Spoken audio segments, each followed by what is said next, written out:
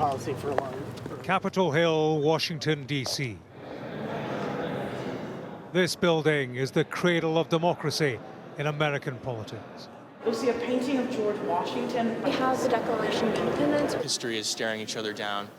They've seen some changes here. They haven't seen change quite like this.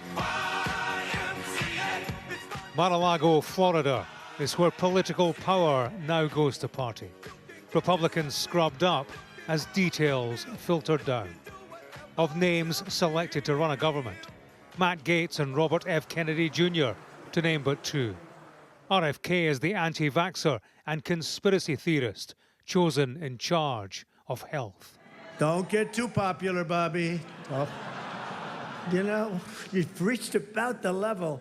Now, we want you to come up with things and ideas and what you've been talking about for a long time, and I think you're going to do some unbelievable things. RFK is the nephew of JFK and son of Bobby Kennedy. He ran as an independent in this election, but dropped out and endorsed Donald Trump. He's made headlines in the past for dumping a dead bear in New York Central Park, a story he told on social media. I said, let's go put the bear in Central Park and we'll make it look like he got hit by a bike. It'll be funny for people. It is an absolute honor to welcome Robert F. Kennedy Jr. to the stage. In the past, Kennedy has called vaccines unproven and dangerous. Share prices in vaccine manufacturers dropped at the news of his selection. If Trump's picks are confirmed by the Senate, there's concern in the markets and in the medical world. He doesn't have the temperament. He said a lot of things over the years that really just are not kinds of things you want in a health leader. And the misinformation and disinformation he's espoused over the years, it means that we really can't trust him. 1, 2, 3. On Capitol Hill, members-elect of the new Congress posed for the family photo. But do Republicans have an image problem? I don't know Mr. Kennedy,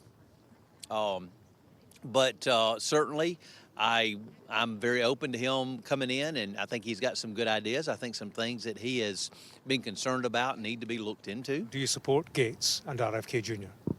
It's not my decision to do that. I'm not in the Senate. That's a decision the president's made to name people to his cabinet. That's his choice. That's his prerogative. It's the same case for every president since George Washington.